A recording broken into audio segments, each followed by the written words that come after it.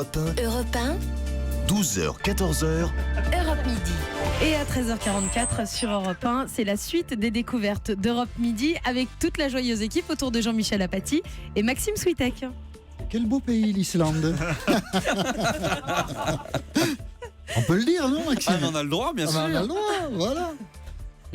Ils vont perdre dimanche. Mais on a le C'est droit de dommage le dire. pour eux, Oui, mais c'est quand même un dommage. beau pays. C'est dommage. Bon, Bon, qu'est-ce qu'on fait maintenant? les découvertes. Pourquoi Les pas? découvertes d'Europe Midi. Très bonne Attendez. idée, très bonne idée. Bonjour à vous, Sophie Jovillard, Eva Rock, Mathieu Charrier, Nicolas Caro. Bonjour à vous quatre. Bonjour. Quels sont vos coups de cœur du jour, Sophie Jovillard? Alors c'est bientôt les vacances, vous le savez, on va parler d'écoles qui ont changé de vocation, c'est le programme du jour en ce qui me concerne. Mathieu Charrier. Bah écoutez, pour une fois, on va parler un petit peu d'électro. Ah oui. Alors d'électro sympathique, hein, Bien mais sûr. je me suis dit, c'est la fin de l'année. Après tout. On peut y aller. On peut y aller. y aller. On n'a plus rien à perdre. Non, oh, bah, si. Non, ça, vous n'avez pas tort. Nicolas Caro. Un hommage à Maurice G. Dantec, l'écrivain qui est mort le week-end dernier, avec ce qui est selon moi son meilleur roman, Les Racines du Mal. Et on en parle dans un instant. Eva Rock. Il paraît que la généalogie passionne près de 80% des Français. Il paraît. Eh bien, François Berléand en fait Berléand. partie. Et on verra ça aussi dans un instant. Voilà le programme du jour. Europe Midi. Jean-Michel Apathy, Maxime Switek. Et pour commencer donc de l'électro, le nouvel album Mathieu Charrier de Métronomie.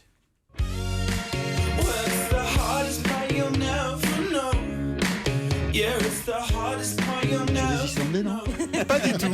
C'est des Anglais. Enfin, c'est un Anglais surtout. On se met dans l'ambiance. C'est l'été, le soleil brille. Oui. Vous êtes sur la plage, un petit verre à la main et vous écoutez ça en fond, cette petite musique. Sympa. Sympa. Alors c'est un petit peu old school, vous reconnaîtrez la latin. Joseph Moon dit qu'il veut faire de la... Joseph Moon, c'est le leader du groupe. Il dit qu'il veut faire de la pop optimiste et tournée vers l'avenir. C'est vrai que c'est une musique plutôt sympathique pour cet été. C'est le 5e album du groupe. Il est assez addictif. Franchement, quand vous commencez à l'écouter, vous avez ce petit rythme qui reste en tête. Comment vous faites? Comme ça, là, le petit rythme Ah ouais, qui claque. Bien. Et vous avez envie de l'écouter jusqu'au bout. Deuxième extrait.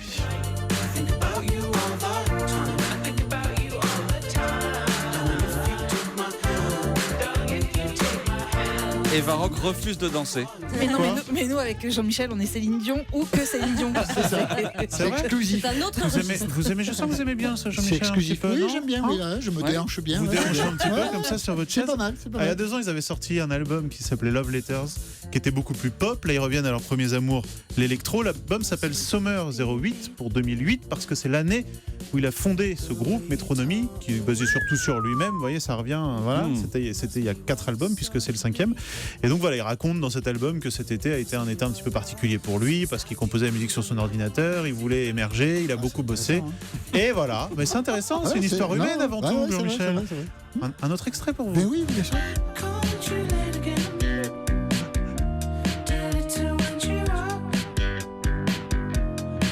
Vous faites danser Sophie Jovillard. Exactement. Sophie, c'est Je me déhanche. Nicolas Caro danse en avant, en arrière Moi, sur sa chaise. j'aime beaucoup Métronomie.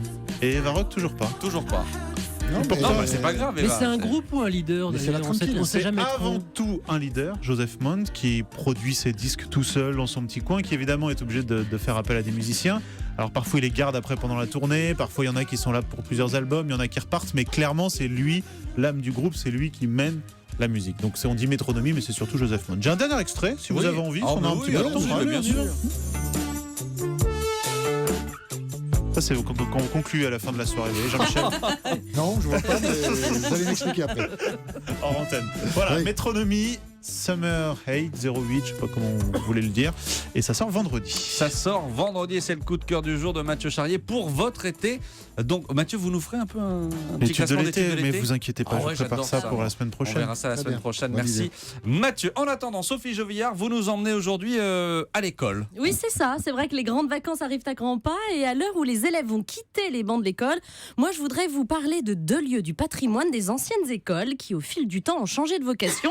Alors, je vais remettre les cancres et les autres sur le droit chemin. Il y a du boulot ici. Il y a hein. du boulot, il y a du boulot. Enfin, en tout cas, à partir du 6 juillet, si vous prenez la route Qu'est-ce qui vous arrive? rendez-vous dans rien du tout. Je continue ma route. Rendez-vous dans le village de Tiron-Gardet. Là-bas, l'ancien collège royal et militaire, fondé sur les vestiges d'une ancienne abbaye, va ouvrir ses portes. Alors, pas besoin de cartable et de craie pour écrire sur le tableau noir. C'est un musée qui va voir le jour après 2 ans de travaux et beaucoup d'énergie collective dépensée pour redonner vie à ce site qui est à l'abandon depuis une dizaine d'années. Et derrière ce renouveau, figurez-vous qu'il y a un homme oui. passionné par le patrimoine, un certain Stéphane Bern. mais oui. Et voilà, et lui qui sillonne les routes de France et de Navarre pour ses émissions, eh bien, il est vraiment tombé sous le charme du lieu. Alors, il aurait pu envisager seulement d'y vivre et de se faire un petit pied-à-terre, mais que nenni, c'est mal le connaître. Il a fait beaucoup mieux. Il s'est entouré des meilleurs pour restaurer à ses frais cette ancienne école désignée en 1776 par Louis XVI comme l'un des 12 collèges royaux et militaires de France. Donc, c'est un nouveau musée qui va relater cette histoire absolument passionnante. Et vous pouvez vraiment faire confiance à Stéphane Bern pour que eh bien, l'histoire et ce qui va être raconté soit absolument parfait. Et si vous êtes aussi passionné de botanique, eh bien, n'hésitez pas à visiter les jardins qui sont absolument sublimes. Et peut-être que cet été, eh bien, vous croiserez le maître des lieux dans cette ancienne école. Et alors, côté école de filles qui aurait changé de vocation, vous avez trouvé quelque chose ? Oui, j'ai trouvé quelque chose. Alors là, il faut aller du côté de la Bretagne, cette fois à Huelgoat précisément. Alors là-bas, c'est une école de filles au cœur du Finistère qui s'est transformée en centre d'art. C'est vraiment l'exemple des écoles publiques non mixtes. Une école qui avait ouvert en 1910 et qui a fonctionné pendant près de 100 ans. Derrière sa transformation, il y a une personnalité tout aussi passionnée que Stéphane Bern, peut-être un peu moins connue du grand public. Elle s'appelle Françoise Livinec. C'est une galeriste parisienne d'origine bretonne qui présente aujourd'hui des œuvres d'artistes qui viennent des quatre coins du monde.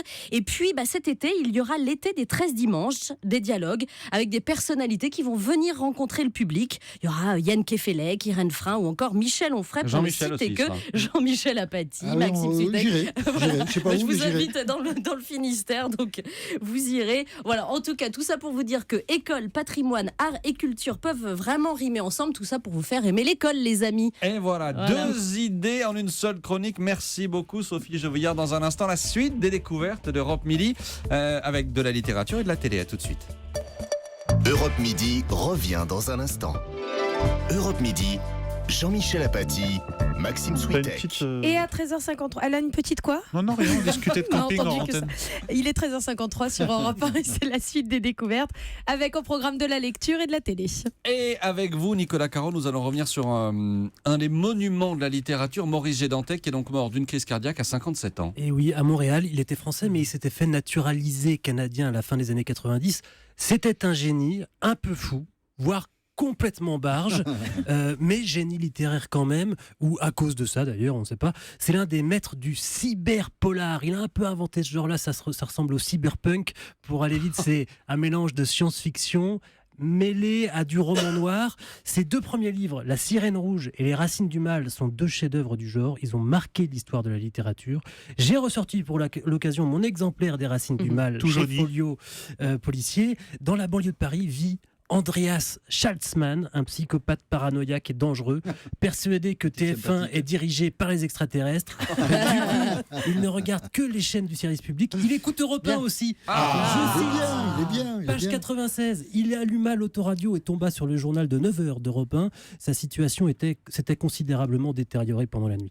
Alors ça se passe dans un monde très étrange, un monde où les humains sont sans cesse soumis à de dangereuses radiations et où les aliens occupent une partie du territoire. Bon, à moins que tout ça n'existe que dans la Ça tête n'a pas beaucoup d'Andreas changé, vous savez. Schaltzmann.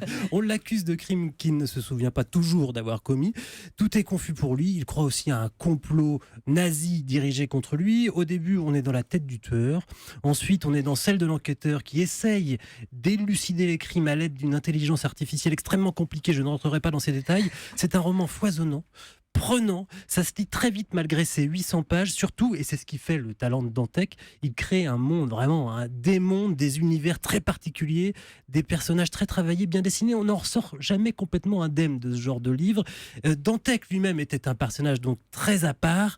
À partir du début des années 2000, il est même devenu l'un de ces personnages de ses romans, presque avec la folie qui les accompagne. Il a sorti 2 essais intitulés Le théâtre des opérations, des pavés un peu indigeste, où il faisait part de ses considérations sur l'état du monde, sur la politique. Il a commencé à tisser quelques liens un peu malsains avec l'extrême droite même, mais sans y verser jamais complètement. Il avait un positionnement politique extrêmement particulier et singulier. Tout ça mêlé à un mysticisme un peu bizarre, catho-punk. C'était très étrange, Ah oui, ça, c'est Maurice bizarre, Dantec. Évidemment, Il il avait ce ne look pouvait pas aussi. adhérer au modem. Hein. Non, Ça, c'est c'est sûr que sinon, c'était pas Dantec. Toujours Quoi. en noir, de la tête en pied.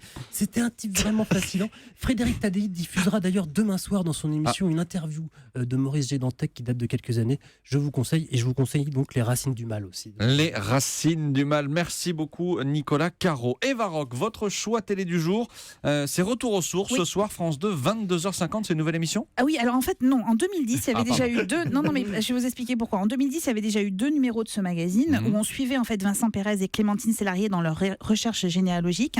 Et donc, le magazine revient présenté désormais par Marie Drucker. Et c'est François Berléand qui a accepté ce saut dans le passé. Et il va vous expliquer pourquoi il a dit oui. Lorsque j'ai décidé d'être acteur, donc j'avais 20 ans, 21 ans, je vais voir mon père. Je lui dis, voilà, maman, je tiens à te dire, tout ce que vous avez payé comme études, ça ne sert à rien parce que je vais être acteur. Et mon père me dit, tu reprends le flambeau. Et là, je dis, le flambeau, Ah oui. Oui, le flambeau de quoi? Il dit, bah, ton grand-père était metteur en scène de théâtre et ta grand-mère, Babouchka, était comédienne. Sauf qu'il n'en sait pas plus, parce que son père ne lui a jamais raconté cette histoire. Il n'y a pas eu de transmission de cette histoire-là. Alors il va débuter une enquête, mais alors vraiment à la Sherlock Holmes, qui est absolument fascinante. Chaque jour, il va découvrir un petit bout de vie de son grand-père et de sa grand-mère paternelle, et c'est souvent un choc pour lui, notamment aux archives de Drancy, là où a été déporté le grand-père. Il apprend, entre autres, que le prénom de cet homme qu'on a toujours appelé Michel dans la famille n'est pas Michel, mais Moïse. Donc ça a quand même du sens. Et évidemment, entre deux dossiers, il va tomber sur la fameuse photo de son grand-père qu'il n'a jamais vue. Bah, là, ça me fait vraiment, ça me fait un petit choc là quand même. Parce que Il ressemble à votre père ? Ouais, il ressemble beaucoup à mon père. C'est la première fois que je vois une photo de mon grand-père où je suis très... Ça me... Là, je vais prendre en photo, ça me... Là, moi, je suis envoyé à mon frère. Pardon, excusez-moi. Voilà. Mais Il y a des dossiers. Voilà, attendez, excusez-moi, faut que je m'asseye. J'ai un petit coup de mou là. Pardon, mais... Et il va aller de surprise en surprise comme ça. Il va partir à Odessa, puis en Moldavie, en fait, sur la trace de ses grands-parents qui étaient artistes de métier. Il va comprendre enfin la phrase de son père, comprendre aussi certains traits de son caractère, des traits de son jeu même d'acteur qu'il hérite de sa grand-mère. Il va s'amuser en découvrant les frasques du grand-père qui adorait inventer des bobards un peu comme lui.